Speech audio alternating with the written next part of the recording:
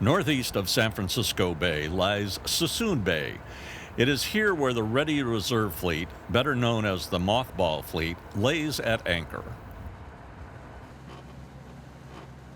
Created at the end of World War II and managed by the Maritime Administration, it's the anchorage for approximately 60 vessels from the U.S. Navy and the Merchant Marine.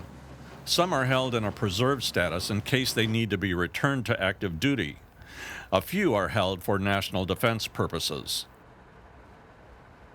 Those that have outlived their useful service life and are too costly to upgrade and return to active duty are scheduled to be scrapped. Dismantling these vessels takes place on the Gulf or eastern seaboard of the United States. Most are taken to Texas for dismantling. Since these vessels have been demobilized, they must be towed to their destination. To prevent contamination from peeling paint and other contaminants, the ships must be cleaned and prepped for their voyage. To this end, they are put into a local dry dock to be cleaned and decontaminated. This is about the USS Kansas City, an oiler. In the U.S. Navy, an oiler is a combat logistics ship that replenishes other ships at sea with fuel, food, munitions, and mail in a process called underway replenishment, or UNREP. The Navy calls these ships Fleet Replenishment Oilers with a hull designation as AO and the medium-sized oilers as an AOR. The medium-sized oilers, such as the USS Kansas City, were designed as rapid replenishment oilers which could transfer supplies and fuel both in a horizontal connected method or with supplies via vertical methods by helicopter. This is about the USS Kansas City, an oiler, and was brought to Suisun Bay in 1994 after 24 years of active duty. 4 former crew members relate their stories while on board the KC. We would adapt with the weather, but most of the time it was fairly good. Fog watch. I always used to volunteer for fog watch. I loved it out there. I mean, now that I look back on it, it was a pretty good experience. The only way I was going to get to ride my motorcycle for a couple months was go sit on that crate.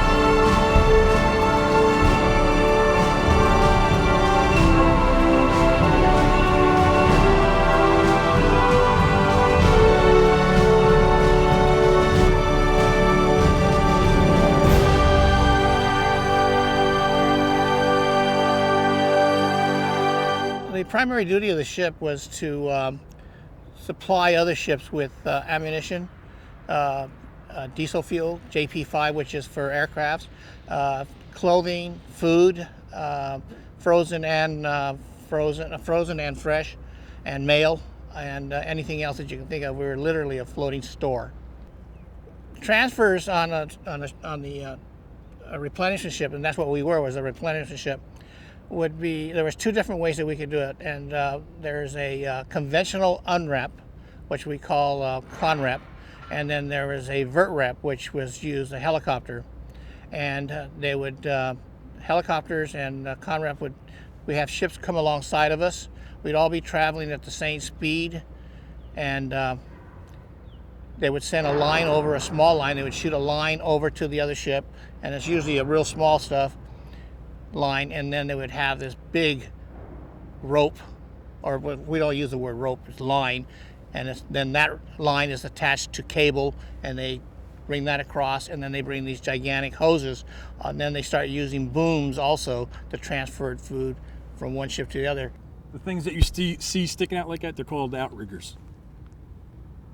And that's where your hoses, your fuel hoses hung down. I'm not sure the length.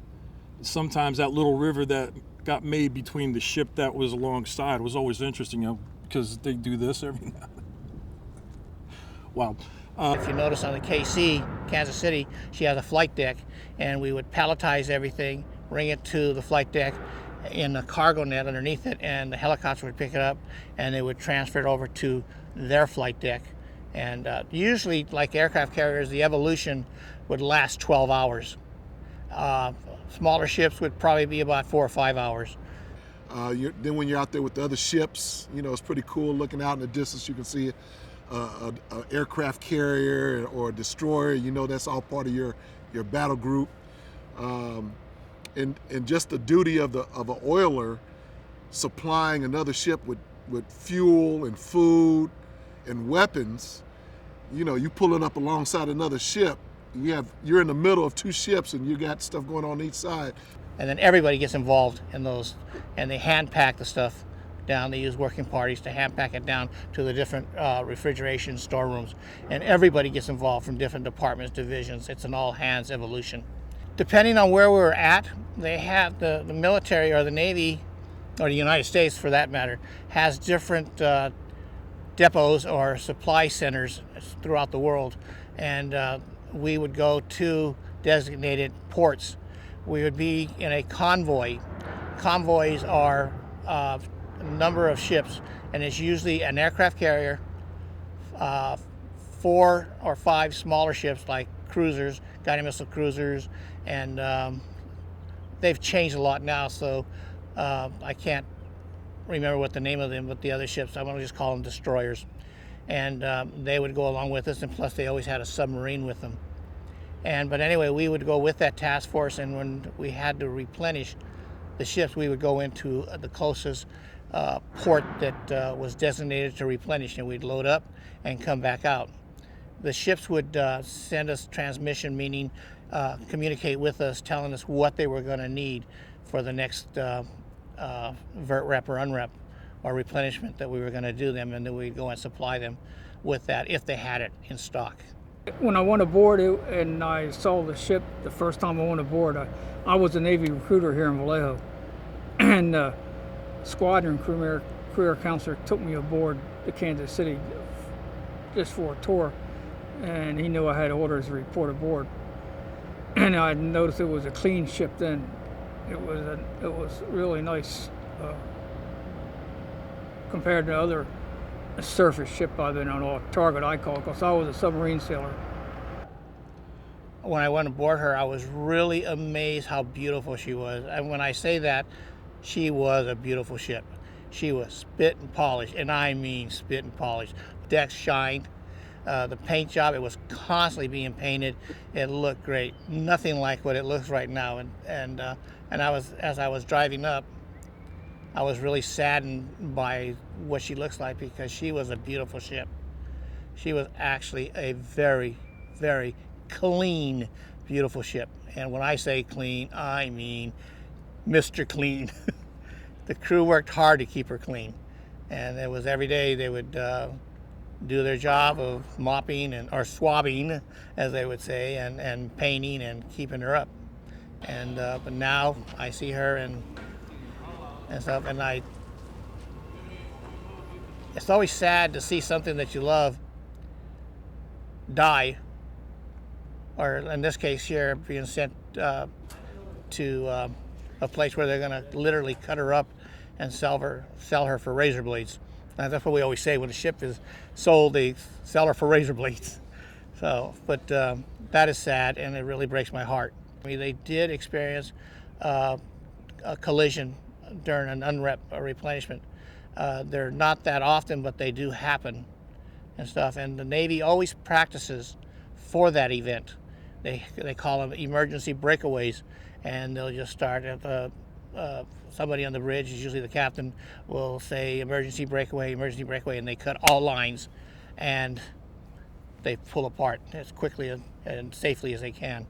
But sometimes it just, depending on the seas, and the seas are rough. It's very seldom that you'll have a smooth sea, and they can collide. One thing we carried a lot of was saltine crackers, because a lot of guys would get seasick, and they would always come to us for saltine crackers to absorb the water or whatever, the fluids in them and stuff. But usually on rough seas, we would change our menus because it would be too rough. And a lot of times it would be like sandwiches and stuff like that. But most of the time we try to serve the regular meal that was on board, unless, like if we were supposed to have fried chicken, we would change it to oven-baked chicken or something. But we would adapt with the weather, but most of the time it was fairly good. Still beach picnics up on the flight deck, being able to get barbecue and get a beer after you've been out at sea for, I forget what the regulation was, but you had to be out at sea for so long in order to get a beer. And so it was great. It was great. Kansas City was a good feeding ship. We had good chow on there all the time. I can't remember really a bad meal. There probably were some, but I don't remember it. Singapore we pulled in there on the Kansas City. It was a nice, clean city. Of course, we were in and out of the Philippines, Subic Bay all the time. And I did one experience. I bought a motorcycle before we were getting ready to come home, and it was in the crate, and they loaded it aboard the ship, and they put it down in the storage area in a hole, we call it. And we had also taken a lift of opportunity sailboat aboard, and then we got orders that we had to extend our cruise, and we went back into the Indian Ocean. So the only way I was going to get to ride my motorcycle for a couple of months was go sit on that crate. My job was counseling people, and really was trying to get them to stay in the Navy and make a career out of it, or at least stay another tour. And I was pretty successful in Kansas City because of our ports we visited and everything, and the way the ship was as a whole, and everybody got along pretty good on there. We had a good chief's quarters, which helped too in the leadership, and when you're doing a job like that. I'm still in touch with a couple of the chiefs that were on, my shipmates on there. I visited one, it's been a couple of years, but I talk to them all the time. Well, my duties as a seaman apprentice was basically maintaining the boat. We chipped paint, sanded it, repainted it, and during unrep details, we were the ones that was hauling the lines and all that. When I became an interior communications electrician, my duties were make sure all the alarms worked, the phones worked, the gyro compasses, and all those different type of things. We did have a bad experience. We were up off of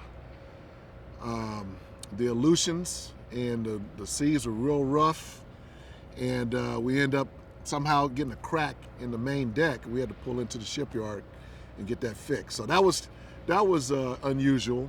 Well, one of the things that was pretty special is when we crossed the equator, and they call that shellback initiation. So basically, the people who have not crossed the equator before, they're called wogs or polywogs. And the people who have crossed the equator are called shellbacks. So the day before you cross the equator, all the polywogs are running around the ship trying to, because they know they're going to get it the next day. So they run around the ship and just raise hell. I mean, we did all kinds of stuff. Poured ketchup on people, eggs. I mean, just all kinds of crazy stuff. And then once you go across the equator, it's like a gauntlet you have to go through. And once you come out the other side, now there's a whole lot of stuff going on in that gauntlet. You're getting hit. You're getting climbing through, crawling through nasty garbage, all that stuff. And then when you come out, you have to, I forget what you have to say something, and then you become, oh yeah, first the fattest guy on the boat has stuff smeared all on his stomach, and you have to put your face in that mess, and then you become a shellback. So it's basically an initiation. Going to the Philippines was great. Going to see the Great Wall in China was great. Going to Korea, going to Australia, going all these different places that you would never probably get to, if you hadn't joined the Navy. So those are some of the stories I would take back and share with my family and my kids and all that. Life aboard a ship like that is what you make it. I mean, we had a lot of good crewmen, a lot of good people, and if I will say that, from the officers from the top down, for the majority of the people, it was interesting that an auxiliary ship like that would have so many quality folks that I had to work with. Auxiliaries are always considered the unsung heroes of the fleet, and believe me, that's the truth. But it was good duty, I will say that much. It's all give and take in the military, so they take, you give, and vice versa. Yeah, like I said, it's because I spent 4 years, almost 5 years on the ship, and I have a lot of good memories. There's some bad ones, but there's more good than bad, and just hate to see it. I hated to see it sitting out in the mothball fleet out there, and now it's sitting here about to go away. When I went out there on my boat and saw it sitting in the mothball fleet, that was kind of like, wow, that when I was 18 to 22-ish, that was my home, and so it's sad to see it going away. It's really sad to see it going away. Landed at San Francisco airport at night, and then they drive me to Alameda, NAS Alameda, which was where I was stationed at the time, and all you see is this big gray ship at night. I do remember we rescued some refugees. I can't remember exactly where we were at. We were off the coast of China. After we rescued the refugees, we dropped our anchor on their boat, make sure it sunk. Just been out at sea, and a lot of people like jog, and we, you can't see it from here, but there's a big long deck, like one deck below the main deck, and people would jog. And as the ship is rocking, as you're walking down, you can just watch people as they're jogging, having to sway with the ship, rocking the boat. Sleeping three bunks, when I first got there, I was in the top bunk because I didn't have any seniority. Then eventually moved down to a bottom bunk, and then eventually a middle bunk. Just the camaraderie that you get from all the the people your age. Everybody's in the same boat, basically, literally. You're in the same boat, so you have a lot of stuff in common, a lot of things that you did together. You go out, party together, and a lot of good times. All right, old girl. In Kansas City. And one thing that is a good memory is every time we pulled away, every time we broke away from refueling the ships, they used to play the song Kansas City. I'm going to Kansas City, Kansas City, here I come. They got some crazy little women there, and I'm gonna get me one. I'm gonna be standing on the corner, 12th Street and Vine. I'm gonna be standing on the corner. Kansas City. Kansas City. I forget who it's by, but they used to play that song. And over the loudspeakers, and that's how we ended our unreps. Here comes a comet, something out early in the morning, just beautiful, gorgeous.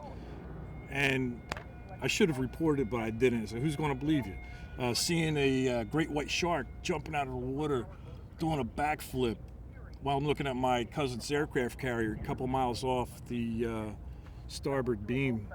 I mean, these things happen, but if you're lucky to catch something like that, it's just, the sea is a good life if you're cut that way, but I got out of it what I wanted. We almost ran over a couple whales one time coming up the coast from San Diego to Alameda. And that's about as close as I got. We were on fog watch. I always used to volunteer for fog watch. I loved it out there, right there on the point of you see the bull nose right there in the middle by the anchor. That's where you stood the fog watch. And there's like a huge table up there if you need to get underneath and protect yourself from bad weather. You got one guy looking with the binoculars, one guy with the sound power phones to talk to the bridge. Stuff like that I always found interesting. Good time to take the camera out. Did a lot of growing up over there, It was good. It had its place. It had its place in my life. I think I pretty much got out of it what I wanted. And 4 years was enough. Made a lot of good friends, lost a lot of connections. Hopefully everybody's working to try to scramble back. The people that want to be together will get back together, and the people who want to remain anonymous, I guess that's the way. But I don't fault it. It was, looking back, it was good duty. It was very good duty. There she is. That says it all right there, as far as I'm concerned. We got a lot of sweat, blood, sweat, and tears on it. I'm not kidding. We used to take such good care of that boat. My God. And it was on weekends, on a Friday afternoon in Japan, they would buy the deck departments, maybe 60 guys, 55-gallon drum of beer, full of beer. 3 o'clock, knock off ship's work. Oh, because they knew we were doing a good job. And so that's their way of thanking us. And it's little stuff like that I still remember. To the guys, I did a rough count quick. There's about 4,000 over its career of guys that had worked on there. Boy, those years went fast.